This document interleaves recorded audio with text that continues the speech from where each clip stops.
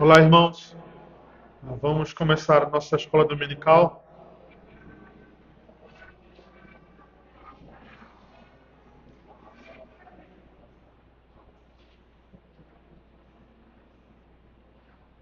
Como o pastor Oreb falou, hoje eu quero falar um pouco sobre idolatria.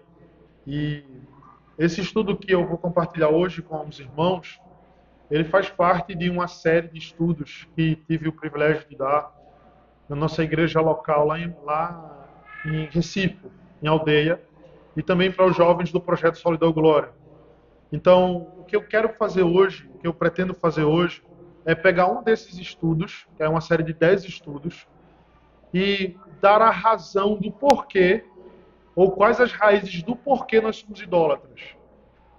Eu não queria tratar necessariamente da idolatria, mas queria fazer esse panorama geral do porquê nós somos idólatras. O que consiste a nossa disposição idólatra e por que, especialmente, e por que nós somos os nossos ídolos preferidos. Porque o homem é o ídolo preferido do próprio homem. O homem vai adorar muitas coisas. Romanos nos diz isso, que ele olha para a criatura e dá a glória de Deus para a criatura. Mas, sobretudo, o fim da idolatria externa é voltar-se para a satisfação do ego, pessoal, individual. Então é basicamente sobre isso que eu quero falar hoje. Então eu vou fazer uma breve oração, introduzo e chego na minha tese principal para a gente poder discutir um pouco disso. Ok? Vamos orar mais uma vez. Senhor Deus, obrigado pelo privilégio de ouvir a Sua palavra, Pai. Pela bênção de não sermos privados de ouvir a Tua santa palavra, o Teu santo evangelho. Te agradecemos ainda por esse segundo momento, onde podemos ser instruídos sobre algum tema, especialmente agora, a idolatria. Ajude-me a ser claro, ó Deus, em minhas intenções e manusear corretamente a Sua palavra. E ajude também os meus irmãos, com a clareza do Teu Espírito, para receber o conhecimento da Tua palavra e serem edificados. Em nome de Jesus. Amém. Então, o tema do estudo, ou da série de estudos que fiz, foi sobre os deuses que preenchem o panteão pós-moderno. Então, peguei aquela ideia do panteão antigo e coloquei dessa forma. Quais são os deuses que preenchem o panteão pós-moderno? E daí fiz aquela simples definição da palavra panteão, do grego pantos, que significa tudo, e theos, que significa Deus. Então, todos os deuses. E geralmente o panteão traz a ideia de um local físico, onde esses ídolos são adorados. E daí trago a pergunta: não seria tolice ou estupidez nossa, nesses dias pós-modernos, perguntarmos aonde está o panteão pós-moderno? Nós sabemos que não temos mais esse lugar físico, pelo menos não no Ocidente. E daí a resposta contundente das Escrituras quanto a esse questionamento é: o panteão onde os ídolos são adorados, ele continua o mesmo desde a queda, passando pela era clássica, os dias modernos e pós-modernos, que é o coração humano. Então, o nosso coração é esse panteão, onde nós temos a reunião de todos os ídolos e nós os adoramos, nós nos devotamos e nos entregamos a esses falsos deuses. Então, é basicamente a partir daqui que eu parto nesse estudo, ou dessa ilustração, ou dessa imagem, para que nós possamos fazer a consideração desse tema. Então, a resposta bíblica e contundente sempre vai ser o coração humano. Para as Escrituras, o coração humano é o centro do homem. Toda a vida humana, a sua vida moral, ela é resumida no coração. Isso seria tema de um outro estudo, mas, resumidamente, nós podemos dizer que quando as Escrituras falam de pensamentos, ou da mente, dos pensamentos e do espírito, está falando de uma única realidade, que é o coração humano. São palavras sinônimas ou equivalentes para a definição do homem no seu coração. Nós entramos aqui na área de antropologia bíblica.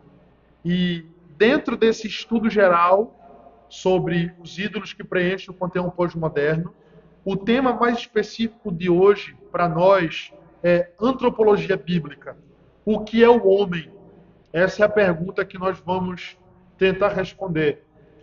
A resposta dessa pergunta ela é abrangente, mas como falei, diante do nosso contexto, do tempo que nós temos, eu vou me deter apenas na tentativa de provar biblicamente para vocês que, ou aonde consistem as raízes da idolatria. Porque o homem é idólatra, basicamente. Então veja, o texto base, irmãos, que nós iremos partir, ou que eu parto para todo o estudo, é o texto de Gênesis 1, 26. Também disse Deus, façamos o homem a nossa imagem, conforme a nossa semelhança. Gênesis 1, 26. Então, como cristãos, nós estamos convencidos de que Deus criou o homem. Isso é um ponto pacífico entre nós. No ato de criá-lo, Deus fez o homem à sua imagem, conforme a sua semelhança, como diz esse texto. E muito se foi discutido ao longo da história sobre esse tema.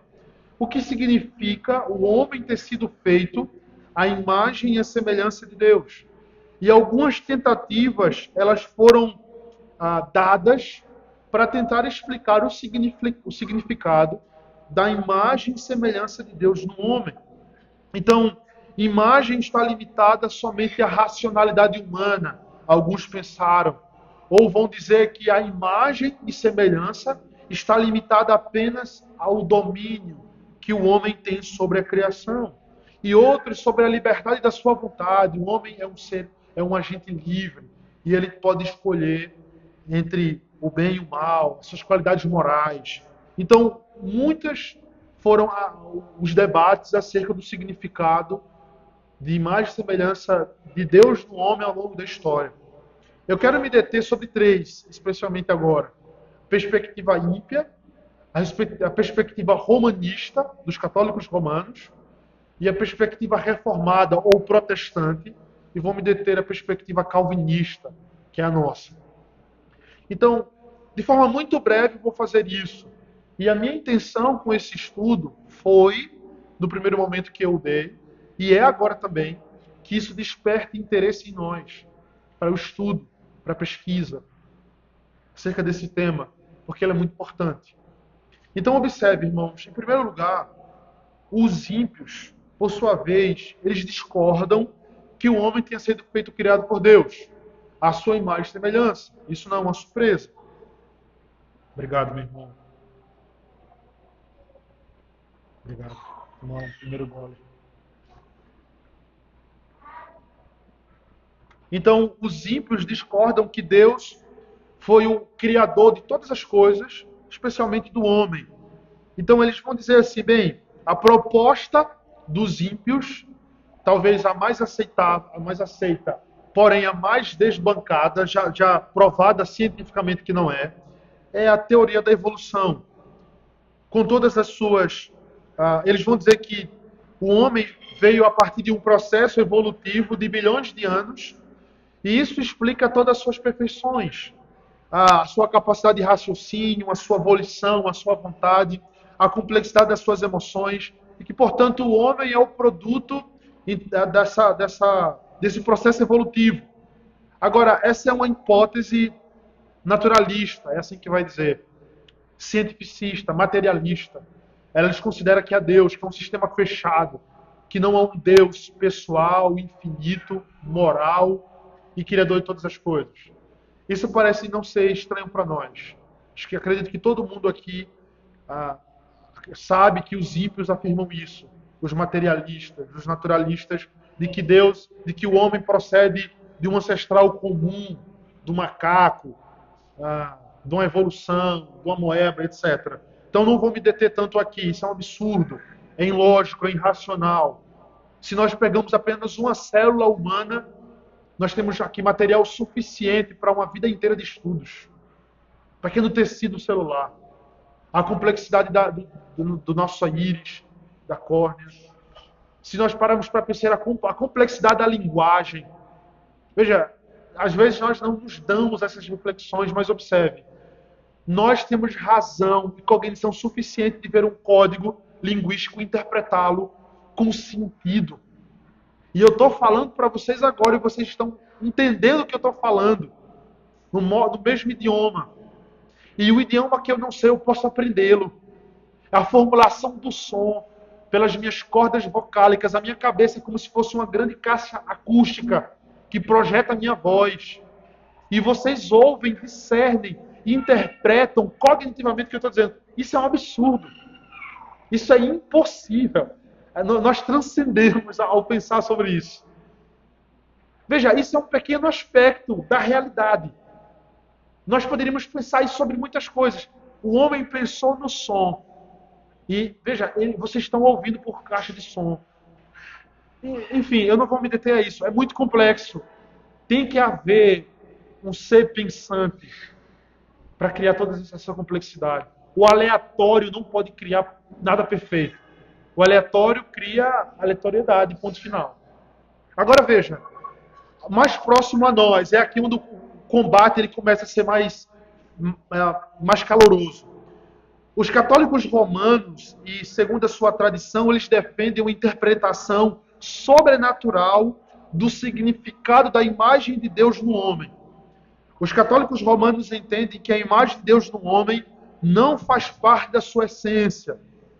Eles viam a imagem de Deus no homem através de uma graça infusa, por meio do qual os seres humanos alcançam ou passam a merecer essa verdade sobrenatural da imagem de Deus. Deixa eu explicar isso aqui. Os católicos entendem assim, que o homem, na sua constituição natural, ele não é a imagem e semelhança de Deus. Ele só foi à medida que ele obedecia a Deus no Éden. Depois que o homem peca, ele perde completamente a imagem e semelhança de Deus. E ele só passa a ter de novo a imagem e semelhança de Deus quando a graça sobrenatural o capacita a obedecer a Deus e ele recebe por mérito, ou seja, por sua obediência, porque para os romanos a graça ela não é me dada como um meio exclusivo de salvação, mas a graça apenas me ajuda a obedecer. E uma vez que eu fui ajudado pela graça e obedeço, eu passo a merecer a salvação. Então eles aí entendem que a imagem e semelhança de Deus é dada por essa graça infusa, ou seja, derramada, colocada sobre mim. Em resumo, os católicos romanos não acreditam que após a queda, o homem continua sendo a imagem e semelhança de Deus. Mas, quando recebe a graça sobrenatural que o capacita a obedecer, ele obedece, e no ato de obedecer ele é justificado por mérito, então ele passa a ser feito de novo a imagem e semelhança de Deus. Esse é o pensamento católico romano, resumidamente. Agora, até mesmo entre os protestantes, há debates quanto o que significa a imagem e semelhança de Deus. Especialmente ali numa linha mais luterana e uma linha mais calvinista. Vamos lá, vamos tentar entender isso rapidamente, porque o meu ponto não está aqui. Eu preciso explanar dessa forma para vocês entenderem o meu ponto no ápice do estudo e na conclusão dele. Veja, Lutero entendia que a imagem de Deus no homem estava estritamente ou exclusivamente ligada à justiça, que foi perdido pela queda. Aqui há os luteranos, eles conseguem, de alguma forma, chegar próximo dos católicos e dos calvinistas. De que forma? Eles pensavam como os católicos assim. O homem foi feito à imagem e semelhança de Deus, mas depois que pecou no Éden, ele perde isso. Porque a imagem e semelhança de Deus está atrelada à justiça moral, à obediência. Então o homem pecou, o homem perdeu. Nesse sentido, os luteranos estão próximos dos romanos. Agora, quanto ao permanecer a imagem de Deus, ele diz assim, os luteranos dizem assim, Lutero dizia assim, o homem perde depois que peca. A imagem de Deus só é restaurada ao homem depois que ele recebe os méritos de Cristo pela fé somente. E nisso, pela fé somente, não por obras, mas pela fé, os luteranos estão totalmente de acordo conosco, os calvinistas, reformados, confessionais. Então veja, nós temos os católicos que dizem: antes da queda o homem era a imagem de Deus, depois da queda ele perde, mas concede de novo por méritos. Nós temos os luteranos que diz, em conformidade com os católicos romanos: antes da queda o homem era a imagem e semelhança de Deus, depois que peca ele perde. Mas ele só passa a receber de novo a imagem e semelhança de Deus quando ele recebe isso pela fé somente. Agora, os calvinistas, de tradição calvinista ali, reformada, depois os puritanos, por meio das confissões, etc., eles pensam o seguinte, que o homem, ele foi feito à imagem e semelhança de Deus na sua constituição. A essência humana, na essência humana, no código genético humano, está a imagem e semelhança de Deus. E mesmo após a queda, o homem não perde a imagem e semelhança de Deus. Mas a imagem e semelhança de Deus, ela é radicalmente deturpada. É o que nós chamamos de depravação total. O homem ainda é a imagem e semelhança de Deus, mas de uma forma agora, na linguagem de Calvino, como nós iremos ler, horrenda. A ideia é essa. Eu pintei um grande quadro, um quadro perfeito. A tinta ainda está fresca. Então, alguém vem e borra esse quadro completamente. Ainda é um quadro, ainda é uma proposta de um quadro perfeito e belo, as cores estão ali, os contrastes, etc. Porém, está borrada, manchada. Eu preciso agora recuperar esse quadro para que eu entenda os sombreamentos, a intenção das cores, a imagem total. Então, esse é o pensamento dos calvinistas. Então, Hermann Bavinck vai dizer assim, na sua dogmática: incorporam, falando sobre o ser humano, toda a essência humana na imagem. Embora falasse em um sentido amplo e em um sentido estrito dessa imagem. Aí é uma discussão. Até que ponto o homem é a imagem e semelhança de Deus depois da queda? É restrito ou mais amplo? Apesar disso, importa insistir que toda pessoa é a imagem da divindade toda. Isto é, do Deus Trino.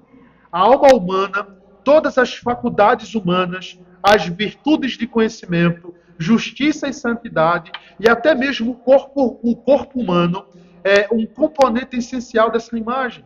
Desde o princípio, a criação foi organizada e a natureza humana foi imediatamente criada de modo responsável e adequado para o mais alto grau de conformidade com Deus e para a mais íntima morada de Deus.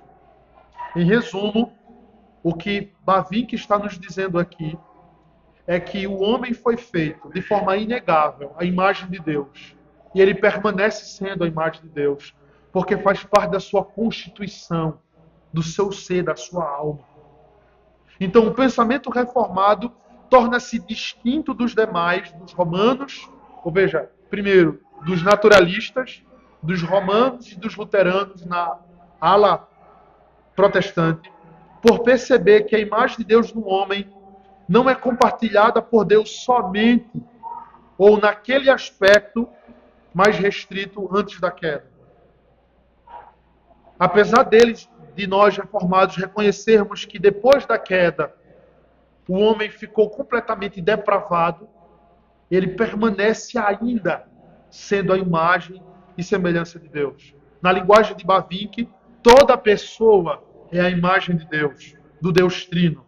Todo o ser ou essência humana revelam Deus em seus atributos morais comunicáveis. Então observe, o ser humano em sua cognição, em sua vontade, em suas emoções, no domínio da criação, tudo isso revela o seu Criador. Ainda que o filho seja rebelde, e com isso eu não estou dizendo, eu não estou crendo na filiação universal, que essa é uma heresia terrível. O que eu quero dizer aqui como filho é em termos de imagem e semelhança, mas vou deixar isso muito claro. Só somos filhos de Deus em Cristo. Quem não está em Cristo não é filho de Deus, é criatura de Deus. Mas eu estou usando isso como ilustração. Todo filho tem os traços do seu pai, ainda que se rebele contra o seu pai. É basicamente essa a ideia. Então, o ato de querer criar, de liderar, veja, a cultura, as artes, a música, os quadros, a narrativa de um filme, de uma história, a construção, o dominar o ferro, o petróleo, etc. As relações, tudo isso revela Deus em nós.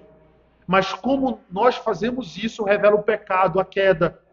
Eu controlo a criação para mim mesmo. Aí nós vamos chegando no aspecto da idolatria.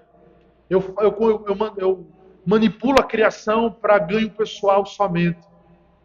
Eu crio narrativas para revelar a minha podridão, o meu pecado e assim sucessivamente. Então, em resumo, para avançarmos no nosso estudo, a imagem de Deus no homem, segundo os ímpios, é um produto do acaso evolutivo, basicamente, naturalista, material. Não há transcendente, não há um criador infinito pessoal, moral, justo. A imagem de Deus no homem para os romanos é entendida que a imagem de Deus no homem foi perdida após a queda, porque não faz parte da essência humana. E isso só é recuperado posteriormente por meio do auxílio da graça, nos méritos humanos em crer em Cristo depois.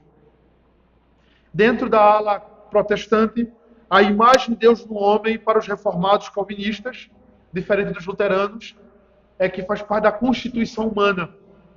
E que mesmo após a queda nós não perdemos completamente a imagem de Deus. Nós a temos, mas de forma distorcida. E em Cristo, quando recebemos fé e cremos, o processo de santificação é o processo de restauração dessa imagem em nós. Até chegarmos ao dia perfeito, como diz o texto, na volta de Cristo e sermos glorificados, perfeitamente conformados agora. Então, tendo estabelecido esse fundamento, irmãos, eu dou mais um passo.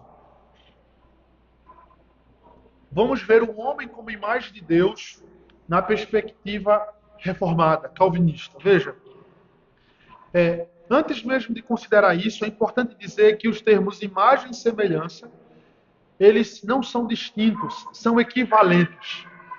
Por que eu estou dizendo isso? Porque se você for estudar um pouco sobre esse tema, você vai ver que vai ter muitas divergências sobre semelhança e imagem e semelhança. Alguns vão argumentar que há significados diferentes nesses dois termos. Mas eu quero mostrar que não. Veja, quanto aos termos imagem e semelhança, devemos entendê-los como palavras sinônimas. Para que isso não nos soe estranho, devemos perceber que, apesar do versículo 26 de Gênesis 1 ser empregada a expressão imagem e semelhança, o verso 27 emprega apenas o termo imagem. Mesmo que em outros textos vejamos as duas palavras sendo usadas, não devemos ter dúvidas quanto à verdade de que essas duas palavras são equivalentes. Aqui eu cito Berkoff argumentando sobre isso. Ele diz: a opinião geral é que a palavra semelhança foi acrescentada à palavra imagem para expressar a ideia de que a imagem era uma imagem muito semelhante ou perfeita, é enfática. E até gramaticalmente isso é um argumento também, porque diferente de nós, os escritores hebreus, a cultura hebraica, a literatura hebraica, ela não colocava em caixa alta, eu não colocava no superlativo. Nós falamos isso é bom, isso é boníssimo, é muito, muitíssimo. Não, eles repetiam a palavra. Quando é dito lá em Isaías 6, santo, santo, santo, é uma forma de enfatizar que Deus é santíssimo na nossa linguagem. Então, ele recorre também por esse meio. Ele continua. A ideia é que, pela criação, aquilo que é arquetípico, ou arquétipo, isto é, uma imagem original, como fomos criados, uma imagem original de Deus, tornou-se ectópico. O que seria ectópico? A ideia de ectópico seria uma posição que não é mais natural, não é mais a original. Ela perdeu aquela posição formal ou natural da coisa. Deus é o original do qual o homem foi feito uma cópia. Então a palavra imagem e semelhança, ela foi posta ali de forma enfática para nos mostrar que o homem é uma cópia daquilo que Deus é. É a sua imagem e semelhança. Então, o fato é que o homem perdeu esse estado de justiça original com a queda, mas não a imagem de Deus completamente, como afirmava Lutero. Então, quando voltamos agora a considerar a imagem de Deus no homem, Calvino disse assim: não há dúvidas de que quando caiu da sua dignidade, Adão foi afastado de Deus por causa de sua fraqueza, embora a imagem de Deus não fosse absolutamente esvaziada e destruída. Ainda assim, se corrompeu de tal maneira que não restou senão uma horrenda deformidade. Veja, o que são as nossas perfeições hoje, após a queda, senão uma horrenda deformidade daquilo que nós fomos feitos originalmente em Adão? Como diz Eclesiastes, que o homem foi feito reto e justo, mas ele se meteu em muitas astúcias e, portanto, ele ficou um distorcido, corrompido. Então, os reformadores defendiam que o homem ainda permanece à imagem de Deus após a queda, muito embora, como disse Calvino, uma horrenda deformidade, porque criam firmemente que a imagem de Deus no homem fazia parte da sua essência. Irmãos, por que é importante crermos firmemente nisso? Por causa desse diálogo com os católicos romanos e por causa desse diálogo com os naturalistas. Quando nós entramos nesse debate hoje identitário, de pautas sexuais de identidade, veja, por que eles podem dizer que o homem hoje pode se identificar com um cavalo, com um cachorro, com uma borboleta? Por que isso acontece? Porque não há uma base fundamental e constituída de que é o homem. Isso que para nós é simples e os nossos filhos podem aprender no culto doméstico. O que é o homem? Ele vai responder: a imagem e semelhança de Deus. O mundo não sabe disso. Cada dia que passa, o mundo está mais obscurecido naquelas coisas que são mais óbvias. E isso é tão real que o óbvio precisa ser dito e reafirmado. Se o homem tem na sua constituição a imagem e semelhança de Deus, nós não podemos levá-lo para aqui ou para lá. Ele é a imagem e semelhança de Deus. Isso traz dignidade ao homem. Isso traz honra ao homem. Isso faz com que o homem, então, esteja no seu lugar devido, colocado no seu lugar devido. Portanto, a doutrina reformada é esta: a imagem de Deus pertence essencialmente ao ser humano por natureza. E que sem ela, ele, o homem, só poderia existir em uma natureza impura ou pecadora. Observe isso. Se nós não continuássemos a imagem e semelhança de Deus, nós teríamos sido lançados sem restrições ao pecado. Teríamos afundado de tal forma na imoralidade que não poderia ser resgatado mais. Então Deus olha para o homem e compadece-se da sua criação, feita a sua imagem e semelhança, ao ponto de redimi-la em Cristo. Ao ponto de recuperar isso, de restaurar isso de novo no seu Filho amado. Se nós afirmarmos que o homem perdeu a imagem e semelhança de Deus, nós estamos dizendo que Deus tirou a sua identidade do homem. Isso é muito perigoso. Nós abriremos margem para muitos problemas. Problemas filosóficos, existenciais, etc. Então veja, ou seja, nós queremos afirmar com isso que após a queda, não lhe restaria absolutamente nada, se não fosse essa imagem divina pertencente ainda, apesar da queda, à natureza constituída no homem. Esta doutrina reformada repousa no ensino bíblico de que, mesmo após a queda, o próprio Deus reafirma a sua imagem no homem. Se você quer abrir comigo, Gênesis 5:1 diz assim: este é o livro da genealogia de Adão. No dia em que Deus criou o homem, a sua imagem, ou a sua semelhança, Deus o fez. Veja, nós já estamos depois da queda, em Gênesis 5, quando Moisés vai retratar a genealogia aqui de Adão. Este é o livro da genealogia de Adão. No dia em que Deus criou o homem, a semelhança de Deus o fez. Agora, Gênesis 9:6, posterior ao dilúvio. Se alguém derramar o sangue do homem, pelo homem se derramará o seu. Por que eu não posso derramar sangue do homem? Por que eu não posso matar o homem? porque Deus fez o homem segundo a sua imagem. Agora no Novo Testamento, Tiago 3,9, com ela bendizemos ao Senhor, falando sobre a língua. E Pai, também com ela, com a língua, amaldiçoamos os homens, feitos à semelhança de Deus. E perceba que um momento usa a imagem e outro semelhança, porque são equivalentes. Então veja, irmãos, apesar de a reforma assegurar que a imagem de Deus no homem não foi perdida completamente, a reforma também sustenta que a deformidade dessa imagem, ela foi geral, foi total. Todas as faculdades humanas foram afetadas. Então, aquelas excelências divinas como justiça, conhecimento, verdade, santidade, bondade, foram radicalmente manchadas. A distorção radical dessa imagem de Deus no homem por causa do pecado, já falei aqui, nós chamamos de depravação total. Essa depravação faz com que o homem esteja radicalmente distante de Deus em sua injustiça, rebeldia, podridão e pecado. Agora, é interessante perceber que isso é estabelecido ainda em Gênesis dessa forma.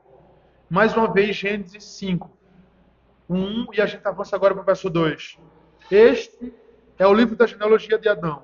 No dia em que Deus criou o homem, a imagem de Deus o fez. O homem e a mulher os criou e os abençoou. E lhes chamou pelo nome de Adão, no dia em que foram criados. Veja, viveu Adão 130 anos e gerou um filho à sua semelhança, conforme a sua imagem, e lhe chamou Sete. Perceba isso aqui como é interessante. O texto afirma no primeiro versículo que o homem ainda tem a imagem de Deus, a semelhança de Deus, porém algo aconteceu. Ele agora também tem a imagem e semelhança de Adão, caído, pecador, distorcida, manchada. Na linguagem... Exatamente.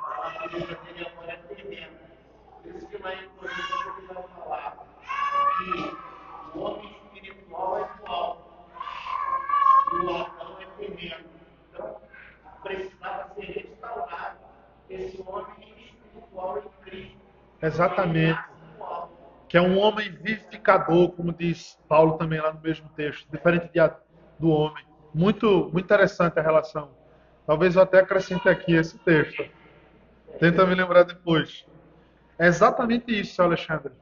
Então, assim, o homem agora, ele continua com a imagem de Deus, mas também, como um homem terreno, ele está nesse estado de depravação e de pecado.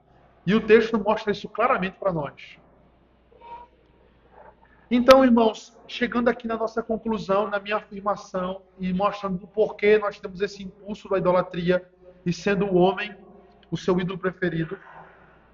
Então, depois da Escritura dizer que o homem, depois a Escritura diz que o homem flui em seu coração, então para essa devassidão completa, de semelhança com o primeiro homem, com Adão, e que ele perdeu a perfeição da imagem de Deus, Deus Trino, e está distorcido. A gente ainda lê em Gênesis 6,5. Viu o Senhor que a maldade do homem se havia multiplicado na terra e que era continuamente mal todo o desígnio do seu coração. Essa é a realidade do homem pós-queda, à semelhança de Adão. Mas naquilo que diz respeito à semelhança com Deus, o homem usa as suas virtudes, os traços ainda de semelhança com Deus, não para render glórias a Deus, mas para render glórias a si mesmo e a criatura. Então eu quero concluir fazendo essas afirmações.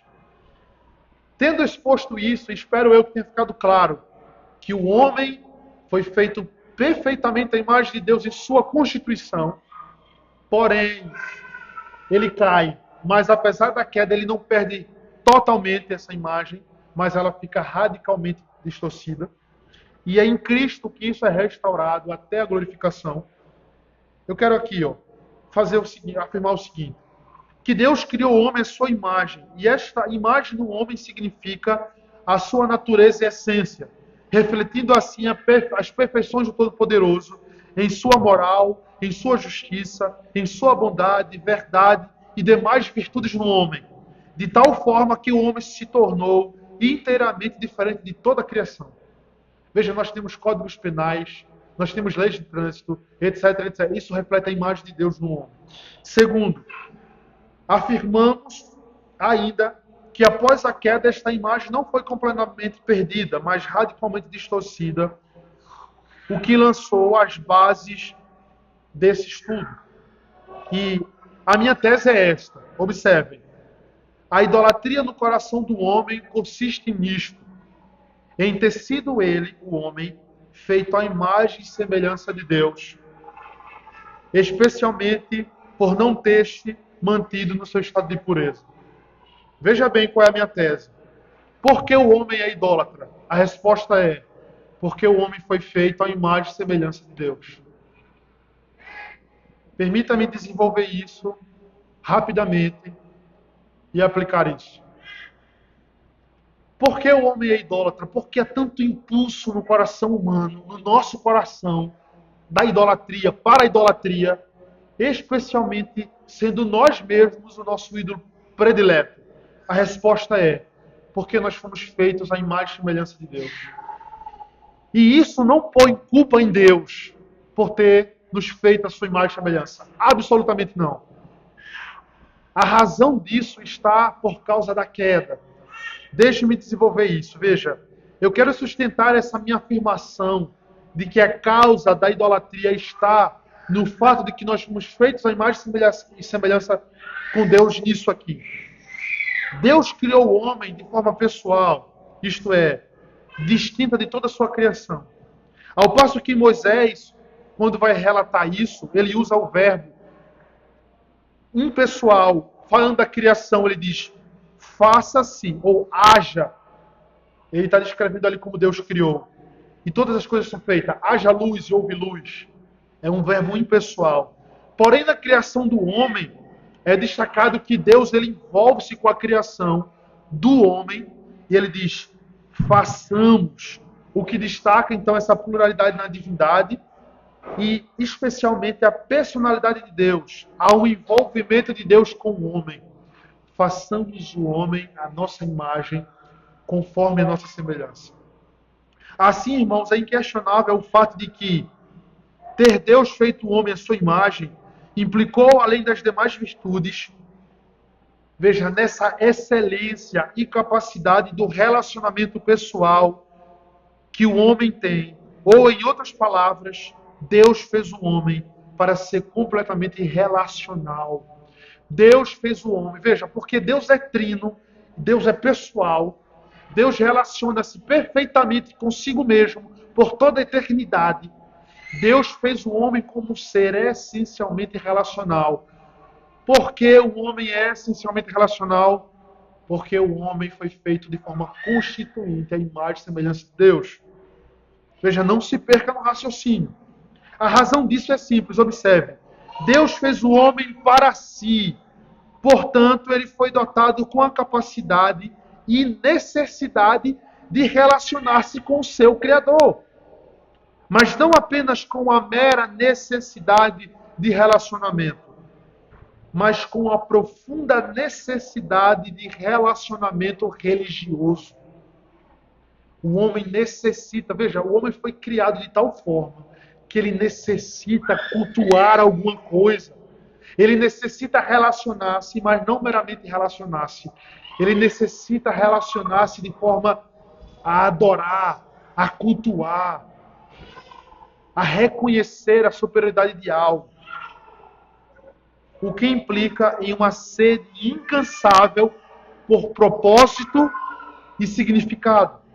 Uma vez que o atributo divino da personalidade fora compartilhado com o homem, fazendo-se assim necessário esse relacionamento religioso, a queda, ou chegando à queda, veja, aquela afirmação anterior, não removeu a imagem e semelhança de Deus no homem, distorceu.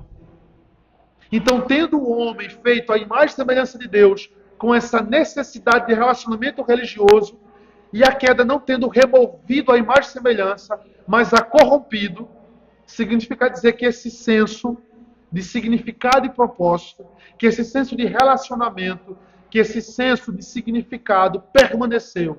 Mas permaneceu de que forma? Distorcido, corrompido. Então a grande questão agora é, o homem, nesse impulso de buscar um relacionamento religioso, o homem, nessa disposição de encontrar significado e propósito, ainda vigente e latente no seu coração, mas agora radicalmente distorcido, quando ele sai em busca de suprir isso, ele sai em busca da divindade. E a pergunta crucial é, o que há, irmãos, em toda a criação que seja mais semelhante a Deus? Em toda a criação. O próprio homem. Veja, o homem vai olhar para o sol e vai dizer, o sol é magnífico. Então, o sol deve ser um Deus. O homem do seu escurecimento. Ele olha para uma vaca e diz, a vaca deve ser Deus. Ele olha para o rio e diz, o rio deve ser um Deus. E ele vai adorar toda a criação. Mas observe, irmãos, que em toda a história, nada foi mais adorado do que o próprio homem. Nós falamos de poderes, de imperadores, de reis, de ditadores. Mas nós também falamos isso num âmbito muito particular, muito comum a nós. Você tem um filho pequeno e a primeira coisa que ele aprende a falar é meu, eu. A primeira pessoa está gritando dentro dele. Eu não quero compartilhar, eu não quero dividir, isso é meu, meu. O que o homem pode encontrar de mais sublime ou mais próximo ao Deus Criador, pessoal e perfeito, em toda a criação, Ele mesmo. Então veja, o ponto aqui aplicativo é, você é o seu ídolo perfeito, o seu ídolo preferido, o seu ídolo predileto.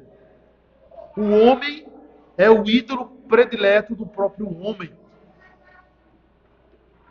Apesar da distorção da imagem de Deus no homem ser causada por causa do pecado, estando ainda nele vigente aquela necessidade de relacionar-se religiosamente, o homem não poderia encontrar nada mais próximo da semelhança de Deus em toda a criação para satisfazer a sua necessidade, senão ele mesmo, criado à imagem e semelhança de Deus.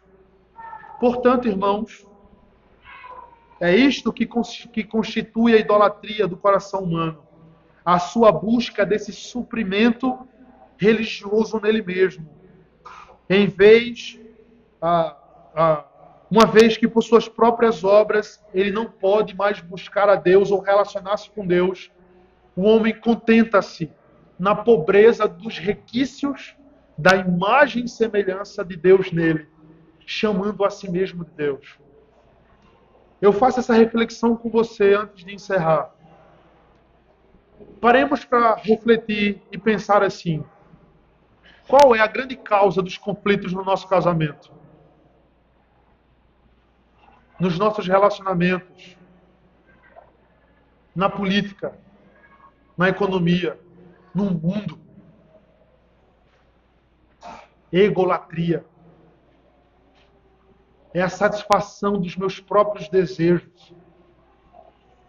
A indústria do entretenimento tem crescido de forma incalculável. A pornografia, irmãos, a satisfação pessoal, o fast food, e tudo isso que nós temos aqui é tudo despejado para o eu, minha satisfação, minha comodidade. Eu quero adorar a Deus como? Da forma que eu acho melhor. Mas quem é o objeto do culto? É você ou Deus? É Deus, mas quero saber. Eu gosto do culto assim. A música tem que ser assim. A liturgia é sobre mim, no final das contas, não sobre Deus. Não sobre o Santíssimo Todo-Poderoso. É sobre mim. Veja, se nós resumíssemos a essência dos ensinamentos de Cristo do Evangelho, seria resumido aqui, Lucas 9:23. Dizia a todos o Senhor: se alguém quer vir após mim, a si mesmo se negue, dia a dia, tome a sua cruz e siga-me. A cruz é a morte do eu.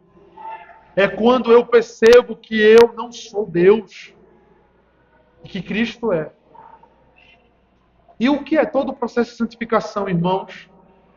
É o abandonar as minhas vontades em prol da vontade de Deus. É o negar a mim mesmo em prol dos meus irmãos. É o que diz em Filipenses 2, que sendo o próprio Deus, não tendo a usurpação de ser igual a Deus, esvaziou a si mesmo, sendo obediente até a morte e morte de cruz. Portanto, quanto aos que de antemão conheceu, também os predestinou para serem conforme a imagem de seu Filho, a fim de que ele seja o primogênito entre todos os irmãos. Romanos 8, 29. Então, assim encerro, irmãos, afirmando isso, que a causa, ou as raízes da idolatria, é de fato a queda, nós já sabemos. Mas uma tentativa de explicar isso é porque nós fomos feitos à imagem e semelhança de Deus. E nessa disposição de buscarmos significado e propósito, quando nós saímos para nos reconciliarmos de novo com Deus, embora nós não possamos mais pela queda, o que é mais semelhante ou mais próximo de Deus que nós encontramos somos nós mesmos.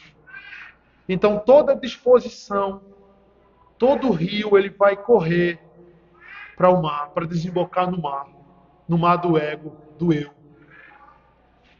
A essência do Evangelho é essa: negue-se a si mesmo, seus planos, suas vontades, seus desejos. Faça a minha vontade. Então, irmãos, espero ter sido claro, mas se talvez eu não fui e você tem dúvidas, eu quero poder ajudá-lo. Alguma dúvida quanto à proposta do que tentei fazer agora, quanto à antropologia bíblica, quanto o porquê nós temos essa sina em nós mesmos, em nossa imagem, etc. Constituindo, portanto, aí a raiz da idolatria, do porquê nós somos idólatras.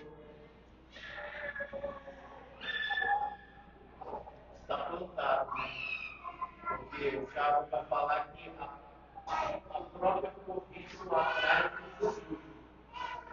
Essa natureza está manchada até Deus restaurar completamente a glorificação. Então, é uma luta, é o que é a criação de hoje. É você saber que o perfeito existe. Você vai chegar lá na perfeição da santificação, mas é uma luta que você trava consigo mesmo.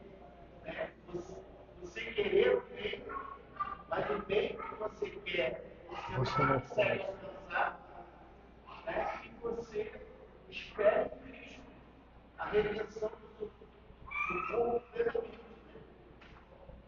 Exatamente. Seria, em termos ilustrativos, seria assim, bem, eu tenho um produto original, ele é muito caro e eu não posso pagar, mas eu tenho um similar, uma cópia, uma pirataria. Então eu me contento com isso. Eu fico com isso aqui, isso para mim é suficiente, porque eu não consigo chegar lá. Então na minha a idolatria, ela consiste nisso. Eu quero buscar algo transcendente, algo que vá além de mim, mas eu não consigo. Então quando eu olho para o redor, o que é mais próximo daquilo? A pirataria. Eu mesmo. Veja, eu sou inteligente, eu sou racional, eu tenho vontade, eu consigo fazer coisas. Então eu devo ser a coisa mais incrível que existe na Terra. E fora da Terra, em qualquer realidade, sou eu mesmo. Embora eu não professe isso assim, as minhas escolhas, as minhas preferências, eu. E as marcas que mais fazem mais sucesso no mercado, por exemplo, é aquelas que dizem: você é o nosso alvo. Tudo que nós queremos é agradar você. Ah, ótimo, então eu vou aí. E a igreja está cheia disso. Hoje os cultos é sobre o homem, a música, o ambiente, as luzes, e é tudo sobre o homem. Como eu me sinto bem aqui, então esse deve ser o meu lugar. Isso é completamente contrário às Escrituras, que declaram guerra e morte contra o eu. Aí você tem culto só para jovens, o jovem que está na igreja porque não tem um culto específico para ele, as crianças, você daí você desencadeia para várias coisas. Sim, exatamente, Alexandre. Ok, tudo bem, irmãos? Então, vou orar para encerrarmos. Senhor Deus, obrigado, Pai, por sua palavra. pela instrução da sua palavra que nos traz luz e nos ensina. Ajude-nos, ó Deus, pela graça do seu Espírito, a lutarmos contra o nosso ego, a mortificarmos a nossa carne e crescermos à imagem e semelhança de Cristo. Oramos assim, Pai, pedindo que o Senhor nos livre da idolatria, sendo de nós mesmos como o ídolo preferido ou de qualquer outra coisa. Em nome de Jesus. Amém.